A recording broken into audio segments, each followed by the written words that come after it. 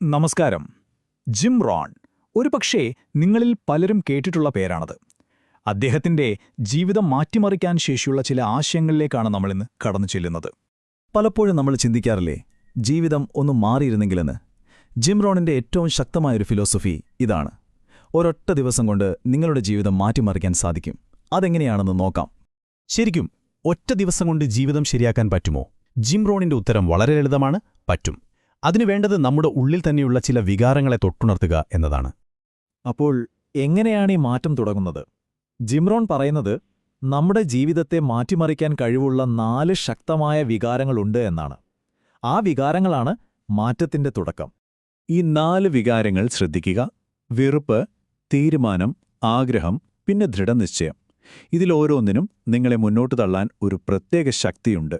നമുക്ക് ആദ്യത്തേതിലേക്ക് കടക്കാം. ആദ്യത്തെ വികാരം കേൾക്കുമ്പോൾ ചിലപ്പോൾ ഒരു നെഗറ്റീവ് ഫീൽ തോന്നാം, വെറുപ്പ്.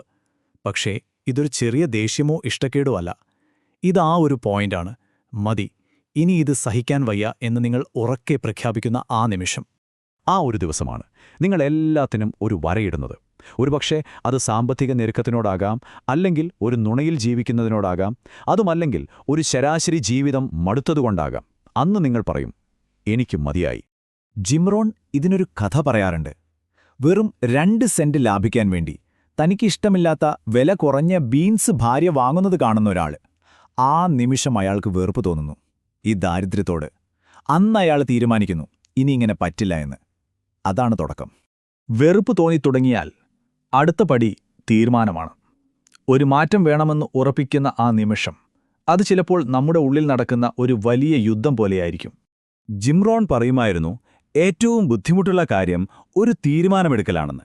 കാരണം ഒരിക്കൽ നിങ്ങൾ ആ തീരുമാനം എടുത്തു കഴിഞ്ഞാൽ പിന്നെ മുന്നോട്ടുള്ള വഴി തെളിഞ്ഞുവരും, ആക്ഷൻ എടുക്കാൻ എളുപ്പമാകും. മൂന്നാമത്തെ വികാരം ആഗ്രഹമാണ്. ഇത് പുറത്തുനിന്ന് ആരും നമ്മളിൽ കുത്തിവെക്കുന്ന ഒന്നല്ല. നമ്മുടെ ഉള്ളിന്റെ ഉള്ളിൽ നിന്ന് വരുന്ന ഒരു തീവ്രമായ എനിക്കിത് വേണം എന്ന തോന്നലാണ്. അതുകൊണ്ട് ജീവിതത്തിലെ എല്ലാ അനുഭവങ്ങളെയും തുറന്ന മനസ്സോടെ സ്വീകരിക്കുക. കാരണം ഏത് അനുഭവമാണ് ആ ആഗ്രഹത്തിന്റെ തീപ്പൊരി നമ്മളിൽ കത്തിക്കുക എന്ന് പറയാൻ പറ്റില്ല. ഓർക്കുക, നിരാശയെ പുറത്തു നിർത്താൻ നമ്മൾ പണിയുന്ന അതേ മതിലാണ് സന്തോഷത്തെയും പ്രചോദനത്തെയും തടഞ്ഞു നിർത്തുന്നത്. ഇനി നാലാമത്തേതും ഒരുപക്ഷേ ഏറ്റവും ശക്തമായ വികാരം ദൃഢനിശ്ചയം. ഇത് മനുഷ്യന്റെ ഏറ്റവും വലിയ ശക്തികളിലൊന്നാണെന്നാണ് റോൺ പറയുന്നത്. ഇതൊരു ഡു ഓർ ഡൈ മനോഭാവമാണ്.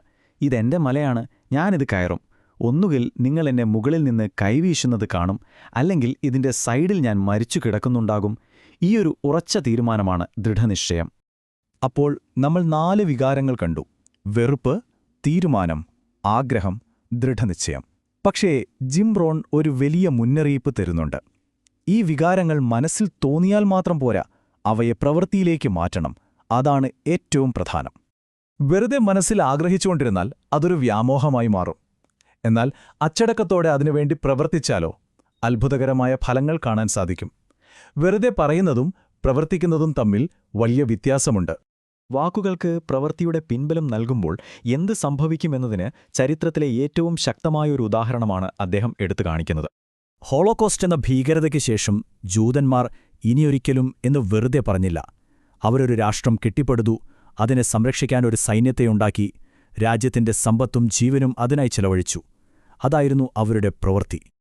ഓക്കെ, ഇതെല്ലാം കേട്ടിട്ട് നിങ്ങളിപ്പോൾ ചിന്തിക്കുന്നുണ്ടാകും, ഇതെങ്ങനെ എന്റെ ജീവിതത്തിൽ പ്രാവർത്തികമാക്കുമെന്ന്.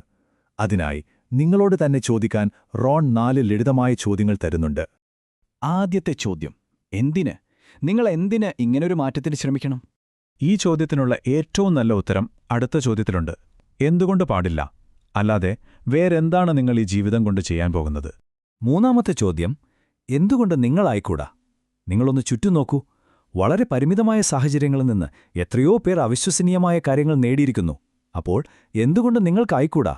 പാരീസിലെ ഒരു കഫേയിലിരുന്ന് കാപ്പി കുടിക്കാനോ, മോണാലിസയെ നേരിൽ കാണാനോ, ഒരു വലിയ സംരംഭം കെട്ടിപ്പടുക്കാനോ എന്തുകൊണ്ട് നിങ്ങൾക്ക് സാധിക്കരുത്?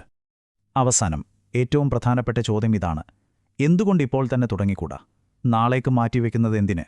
നമ്മുടെ ജീവിതം രൂപപ്പെടുത്തുന്നതിൽ നമുക്കെല്ലാവർക്കും ഒരു പങ്കുണ്ട് എന്ന് വ്യക്തമാക്കുന്ന മനോഹരമായ ഒരു കഥ പറഞ്ഞാണ് ജിം റോൺ ഇത് അവസാനിപ്പിക്കുന്നത്.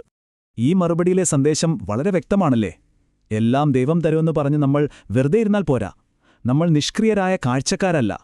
അതുകൊണ്ട് എപ്പോഴും ഓർക്കുക, നിങ്ങളുടെ ജീവിതത്തിന്റെ വിധിയിൽ നിങ്ങൾക്കൊരു പ്രധാന പങ്കുണ്ട്.